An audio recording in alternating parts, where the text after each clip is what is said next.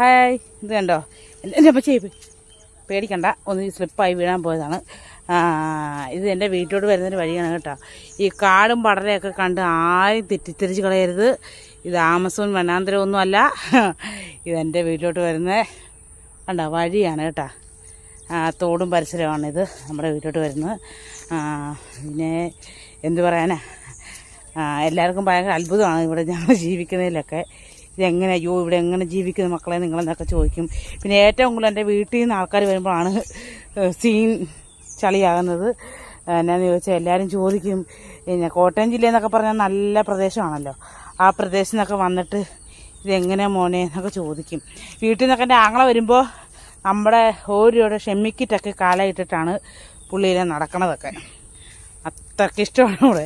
പിന്നെ ആദ്യമൊക്കെ എനിക്കും അങ്ങനെ ആയിരുന്നു കേട്ടോ, കാലൊക്കെ ചൊറിഞ്ഞു പൊട്ടലും വളം കടിച്ച് ആകെ സീനൊക്കെ ആകുമായിരുന്നു. ഇപ്പോൾ ഈ പറഞ്ഞ പോലെ തീ കുറുത്ത പാടുമില്ലെന്ന് പറയുന്ന പോലെ ഇതിങ്ങനെ പോണു.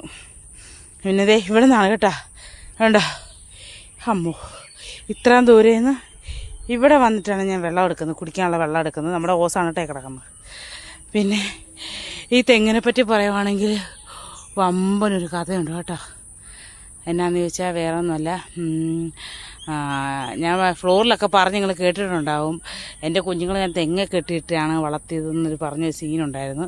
അതാണ് ഗൈസ് ഈ തെങ്ങിൻ്റെ മൂട്ടിൽ കൊണ്ടുവന്ന് കയറ് കൊണ്ട് പിള്ളേർ രണ്ടുപേരും കാലിൽ കെട്ടിയിട്ട് പശുവിനെയൊക്കെ നമ്മൾ പുല്ല് തീറ്റിക്കാൻ കൊണ്ട് നിർത്തിയേക്കുന്ന പോലെ കെട്ടിയിട്ടൊരു തെങ്ങാണ്. ഇതൊരിക്കലും മറക്കാൻ പറ്റാത്തൊരു തെങ്ങാണ്.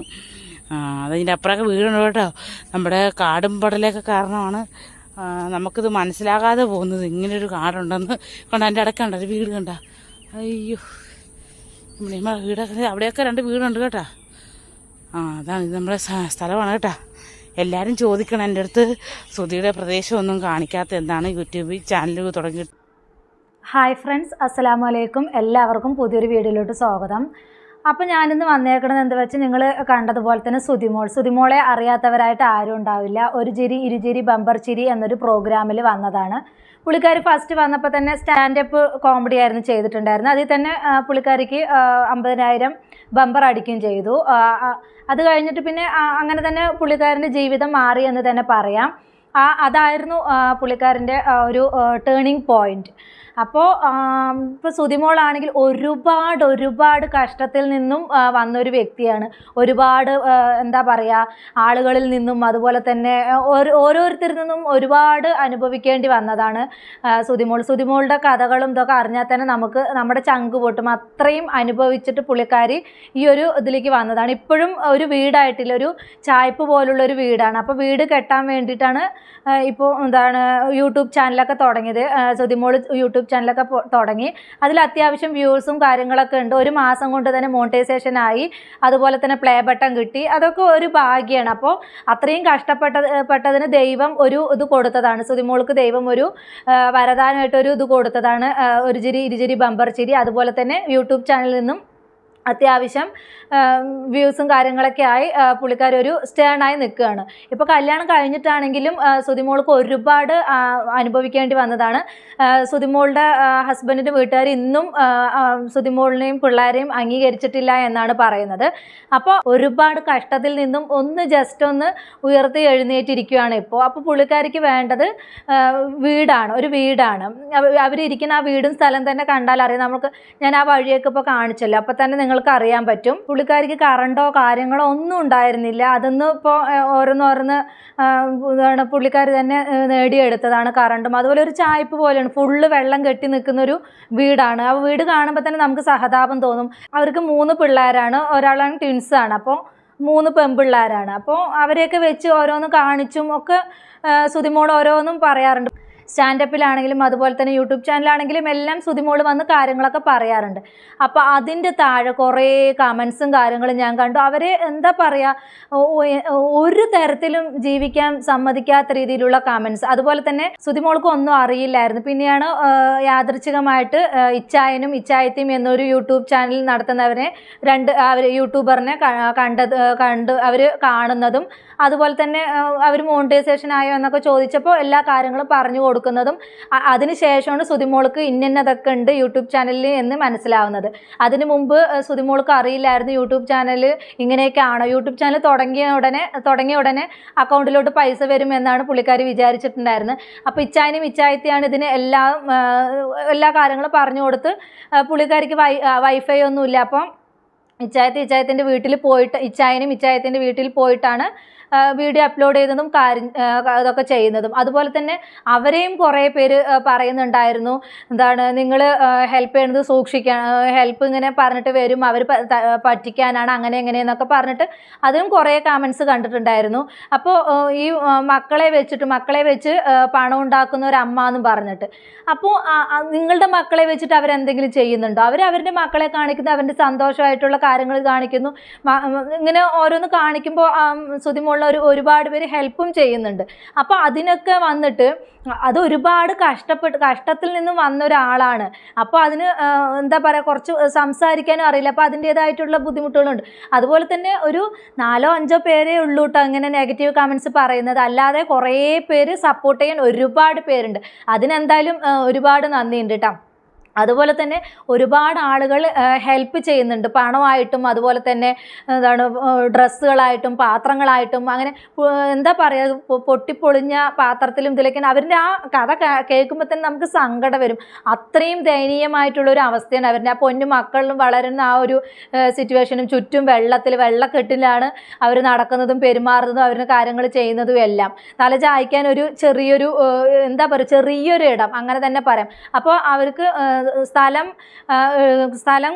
വാങ്ങിക്കുകയാണെങ്കിൽ വീട് വെച്ച് നൽകാം എന്ന് ഒരു സ്പോൺസർ വന്നിട്ടുണ്ട്. അതിനെക്കുറിച്ചൊക്കെ സുതിമോൾ വീഡിയോയിൽ പറയുന്നുണ്ട്. അപ്പോൾ അതിന് വേണ്ടിയിട്ടാണ് പുള്ളിക്കാരൻ നെട്ടോട്ട് ഓടുന്നത്. അപ്പോൾ തെണ്ടി നടക്കുന്നു, യാചിക്കുന്നു അങ്ങനെയൊക്കെ പറഞ്ഞിട്ട് കുറേ കമൻസും കാര്യങ്ങളൊക്കെ. അവരിങ്ങനെയുള്ള കമൻസ് ഇട്ടിട്ട് ദ്രോഹിച്ചിട്ടിട്ട് എന്താണ് നിങ്ങൾക്ക് ഇത് കിട്ടുന്നത് എനിക്ക് മനസ്സിലാവുന്നില്ല. അവരെന്തിനാണ് ഇങ്ങനെ ദ്രോഹിക്കുന്നത്? അവരുടെ പാട്ടിന് ജീവിക്കട്ടെ. അവരൊരു യൂട്യൂബ് ചാനൽ തുടങ്ങി, അതിപ്പോൾ ഇത്രയും വലിയ തെറ്റാണോ? ഇപ്പോൾ എനിക്കും അങ്ങനെ ഒരുപാട് കമൻസ് വരുന്നുണ്ട്, അങ്ങനെ ചെയ്തു ഇങ്ങനെ ചെയ്തു എന്നൊക്കെ പറഞ്ഞിട്ട്.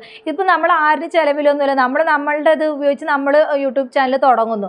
അതിന് മറ്റുള്ളവർ വന്നിട്ട് അങ്ങനെ എങ്ങനെയെന്നൊക്കെ പറഞ്ഞ് നമ്മളെ തളർത്തേണ്ട കാര്യമില്ല. പിന്നെ തളർത്തുന്നവർ തളർത്തും, അവരെ പറഞ്ഞിട്ടും കാര്യമില്ല. അവർക്ക് അതാണ് ഒരു സുഖം. അപ്പോൾ പിന്നെ അവരത് പറഞ്ഞുകൊണ്ടേയിരിക്കും. അപ്പോൾ സുതിമോൾ എന്നൊരു പാവത്തിനെ കണ്ടിട്ടും ഇങ്ങനെയും കമൻസും കാര്യങ്ങളും ഇടാൻ തോന്നുന്ന നീചമായിട്ടുള്ള മനസ്സിൻ്റെ ഉടമകളെ ഞാൻ നമിച്ചേ പറ്റുള്ളൂ. അത്രയ്ക്കും നീചന്മാരാണ് അവർ. അങ്ങനെ തന്നെ പറയാം. മക്കളെ വെച്ച് കാശുണ്ടാക്കുന്നത് എന്തിനാ അങ്ങനെയൊക്കെ പറഞ്ഞാൽ അവരുടെ ആ പരിസ്ഥിതിയും ഇതൊക്കെ കണ്ടാൽ തന്നെ നമുക്ക് വിഷമം തോന്നും. അത്രയും ഇതാണ്. അതുപോലെ തന്നെ ഇച്ചായത്തി അവരെയും പറയുന്നുണ്ട്, അവർ നിങ്ങളുടെ പൈസയൊക്കെ ഇതാക്കി എടുക്കും, നിങ്ങൾ സുതിമോൾ സൂക്ഷിക്കണം അങ്ങനെ എങ്ങനെയെന്നൊക്കെ പറയുന്നുണ്ട്. അപ്പോൾ അവർക്ക് ഈ പാവത്തിൻ്റെ പൈസ കിട്ടിയിട്ട് അവർക്കൊന്നും ചെയ്യാനില്ല. അവർ ഒരു ഹെൽപ്പാണ് ചെയ്തു കൊടുത്തത്. അവരില്ലായിരുന്നെങ്കിൽ സുതിമോൾ ഒന്നും അറിയാതെ ഇപ്പോൾ ഇപ്പോഴും വെറുതെ വീഡിയോസ് ഇട്ടിട്ടുകൊണ്ടേയിരിക്കും. പുള്ളിക്കാരിക്ക് ഒന്നും അറിയില്ല. അപ്പോൾ ഹെൽപ്പ് ചെയ്യാൻ വരുന്നവരെയും കുറ്റപ്പെടുത്താനും പഴിചാരാനും കുറേ പേര്. ഇങ്ങനെയും കുറ്റവും പഴിചാരിയിട്ട് എന്താണ് ഇവർക്കൊക്കെ സുഖം കിട്ടുന്നത് എനിക്ക് മനസ്സിലാവുന്നില്ല. അവരെങ്ങനെയെങ്കിലുമൊക്കെ ജീവിച്ച് പൊക്കോട്ടെ. ഇതിനൊക്കെ എന്താ പറയുക, കുശുമ്പ് തന്നെ പറയാം. ഇപ്പോൾ എനിക്ക് പറ്റാത്തത് മറ്റുള്ളവർ നേടിയെടുക്കുമ്പോഴുള്ള കുശുമ്പ്, അത് തന്നെയാണ് ഇതിന് പറയുക. അല്ലാതെ ഇതിനെന്താ പേരിട്ട് വിളിക്കേണ്ടത്? ഇപ്പോൾ എനിക്കില്ലെങ്കിലും മറ്റുള്ളവർക്ക് ഉണ്ടാവട്ടെ എന്ന് നമ്മൾ ചിന്തിക്കുക. വെറുതെ നമ്മൾ കുശുമ്പും പുന്നായ്മയും ഈ ഇതൊക്കെ വെച്ചിട്ട് എന്തിനാണ്? ഇപ്പോൾ തന്നെ നമുക്ക് കുറച്ച് വ്യൂസായി. അത് ഇപ്പോൾ മറ്റുള്ളവർക്ക് കണ്ട അവർക്ക് ഇതാണ് എന്ന് വെച്ചാൽ നമ്മൾ കഷ്ടപ്പെടുന്നതിനനുസരിച്ച് നമുക്ക് അതിനുള്ളൊരു പ്രതിഫലം കിട്ടും. ഇപ്പോൾ സുതിമോൾക്ക് ഇപ്പോൾ അത്യാവശ്യം വ്യൂസും കാര്യങ്ങളൊക്കെ ഉണ്ട്. അപ്പോൾ അതിന് ബാക്കിയുള്ളവർ അസൂയപ്പെട്ടിട്ട് കാര്യമില്ല. ഇപ്പോൾ അത്രയും വ്യൂസ് ഉണ്ടെങ്കിൽ ലക്ഷങ്ങളൊന്നും നമുക്ക് കിട്ടില്ല. ഇപ്പോൾ യൂട്യൂബ് ചാനൽ നടത്തുന്ന എനിക്കറിയാം. അപ്പോൾ നമുക്ക് കുറച്ച് വ്യൂസ് ആയാൽ അതിനനുസരിച്ചിട്ടുള്ളതേ കിട്ടുള്ളൂ. യൂട്യൂബ് പകുതി പിടിച്ചിട്ട് അതിൻ്റെയൊക്കെയാണ് നമുക്ക് കിട്ടുന്നത്. അല്ലാതെ ഇപ്പോൾ ഒരു ലക്ഷങ്ങൾ ഇതുണ്ടെങ്കിൽ വ്യൂസ് ഉണ്ടെങ്കിൽ ലക്ഷങ്ങൾ നമുക്ക് അക്കൗണ്ടിലോട്ട് വരുമൊന്നുമില്ല. അതിൻ്റെ പ്രൊസീജിയേഴ്സും കാര്യങ്ങളൊക്കെ ഉണ്ട്. അപ്പോൾ അതിനനുസരിച്ചിട്ടൊക്കെ നമുക്ക് കിട്ടുള്ളൂ. അപ്പോൾ നിനക്ക് യൂട്യൂബ് ചാനലിൽ നിന്ന് കിട്ടുന്നില്ല, പിന്നെ എന്തിനാ മറ്റുള്ളവരുടെ അടുത്ത് തെണ്ടുന്നത് എന്നൊക്കെയാണ് ചോദിക്കുന്നത്. അത് പുള്ളിക്കാർ കുറേ പേര് ഗൂഗിൾ പേ നമ്പറും ഒക്കെ ചോദിക്കുന്നുണ്ടായിരുന്നു. അപ്പോൾ അത് വെച്ചിട്ടുണ്ടായിരുന്നു. പുള്ളിക്കാരിക്ക് ഒരു വീട് എന്നൊരു സ്വപ്നമാണ്. ആ 3 മക്കളെയും കൊണ്ട് എന്താ പറയുക, വെള്ളമില്ലാത്ത ഒരിടം, അത് ആരുടെ ഒരു സ്വപ്നമാണല്ലോ, സ്വന്തമായിട്ടൊരു വീട് എന്നുള്ളൊരു സ്വപ്നം. അപ്പോൾ അതിനിങ്ങനെയൊക്കെ നെഗറ്റീവ് കമൻസും കാര്യങ്ങളൊക്കെ ഇട്ടിട്ട് അവരെ ബുദ്ധിമുട്ടിക്കരുത്, അവരെങ്ങനെയെങ്കിലൊക്കെ ജീവിച്ച് പൊക്കോട്ടെ. എനിക്ക് ഇത്രേ പറയാനുള്ളൂ. സുതിമോൾക്ക് വീട് എന്നൊരു സ്വപ്നം എത്രയും പെട്ടെന്ന് ലഭിക്കട്ടെ. ഈ വീഡിയോ കാണുന്ന നിങ്ങൾ സുതിമോളുടെ ചാനലിൽ കയറിയിട്ട് അഥവാ നിങ്ങൾ സുതിമോളുടെ ചാനൽ കണ്ടിട്ടില്ല എങ്കിൽ സുതിമോൾ ഒന്ന് അടിച്ചു നോക്കിയാൽ മതി. ഒരു ചിരി ബമ്പർ ചിരി സുതിമോളിന്ന് അടിച്ചു നോക്കിയാൽ മതി. അപ്പോൾ സുതിമോളുടെ ഇതൊക്കെ വരും. അപ്പോൾ നിങ്ങൾ കയറി ഒന്ന് സബ്സ്ക്രൈബ് ചെയ്യണം. അതുപോലെ തന്നെ നിങ്ങൾക്ക് സഹായിക്കാൻ പറ്റുവാണെങ്കിൽ നിങ്ങൾ എല്ലാവരും ഒന്ന് സഹായിക്കണം. അപ്പോൾ ഈ ഒരു അവസരത്തിൽ എനിക്ക് നിങ്ങളോട് അതാണ് പറയാനുള്ളത്. എത്രയും പെട്ടെന്ന് സുതിമോൾക്കൊരു വീട് എന്നുള്ളൊരു സ്വപ്നം യാഥാർത്ഥ്യമാവട്ടെ. ആ വെള്ള കുഴിയിൽ നിന്നും സുതിമോൾക്ക് വെള്ളമൊന്നും ഇല്ലാത്ത നല്ലൊരു അടച്ചുറപ്പുള്ളൊരു വീട് ഉണ്ടാവട്ടെ. 3 പെൺമക്കളാണ്, അവർ വളർന്നു വരുന്നതാണ്. മൂത്ത ആ മക്കൾ തന്നെ ട്വിൻസാണ്. അവർ 10ാം ക്ലാസ്സിലായി എന്ന് പറയുന്നുണ്ടായിരുന്നു. അപ്പോൾ ആർക്കാണെങ്കിലും ഒരു അടച്ചുറപ്പാണ് വേണ്ടത്. പെൺമക്കളാണ് പ്രത്യേകിച്ച് ഈ വന്ന കാലത്ത് പെൺമക്കളുള്ളത്. അവർക്ക് അടച്ചുറപ്പുള്ളൊരു വീടാണ് വേണ്ടത്. അപ്പോൾ ആ ഒരു വീട് എന്നൊരു സ്വപ്നം എത്രയും പെട്ടെന്ന് സുതിമോൾക്ക് ഉണ്ടാവട്ടെ എന്ന് നമുക്ക് ആഗ്രഹിക്കാം. അപ്പോൾ സുതിമോള് പറയുന്ന കുറച്ച് വാക്കുകൾ കൂടെ കേട്ടിട്ട് നമുക്ക് വീഡിയോ വൈൻഡപ്പ് ചെയ്യട്ടെ. ഒന്ന് കേട്ട് നോക്കൂ. സത്യം പറയാം, എന്റെ മക്കളെ കാഴ്ച വെച്ചിട്ട് സമ്പാദിച്ച് ഒന്നും ഞാൻ എന്റെ മനസ്സിൽ പോലും വിചാരിച്ചിട്ടില്ല. എന്റെ മക്കളെ ഇതിലോട്ട് വലിച്ചെടുക്കരുത്. എനിക്ക് സഹിക്കാൻ പറ്റാത്തതിനപ്പുറമാണ് ആ മെസ്സേജ്.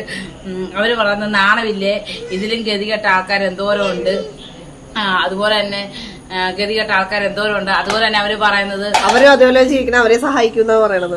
അവര് അങ്ങനെയാണ് ജീവിക്കുക, അവരെ സഹായിക്കണം എന്ന് പറയണത്. പിന്നെ പണിക്കും രണ്ടുപേർക്കും ആരോഗ്യം ഉണ്ടല്ലോ, പണിയെടുത്ത് ജീവിക്കാൻ വേണ്ടി. പിന്നെ ഞങ്ങള് പ്രമോഷൻ ചെയ്യേണ്ട, ഞങ്ങളുടെ കാശ് സൂക്ഷിച്ച് കൊടുത്തൂടെ, പിന്നെ ഇതിനെ ബാക്കിയുള്ളവരെ കൊണ്ട് കൊടുപ്പിക്കണേ.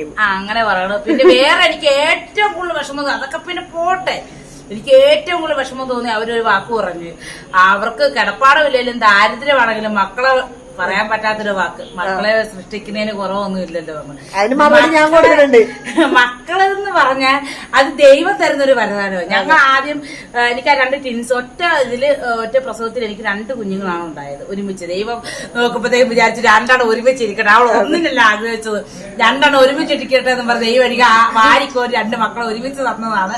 അല്ല 2 അച്ഛണ്ടായ മക്കളല്ല, അത് അവർ ഒരുമിച്ച് സൃഷ്ടിച്ച് ദൈവം എനിക്ക് തന്ന, എനിക്ക് ഒരു പുണ്യം പോലെ നിധി പോലെ എനിക്ക് തന്നതാണ് എന്റെ മക്കൾ. അങ്ങനെ കിട്ടിയ മക്കളാണ്. അപ്പൊ അവര് മതി, ഇനി എനിക്ക് വേറെ മക്കളൊന്നും വേണ്ട, ഞങ്ങൾക്ക് ഇനി അത് മതി എന്ന് ഓർത്തിരുന്ന സമയത്ത് ഞാൻ എന്റെ സ്റ്റാൻഡപ്പിലൊക്കെ അത് പറഞ്ഞിട്ടുണ്ടായിരുന്നു. ദൈവം ഞങ്ങൾ അറിയാതെ കിട്ടിയ ഒരു മുതലാണ് ഞങ്ങളുടെ സുണ്ടപ്പൻ.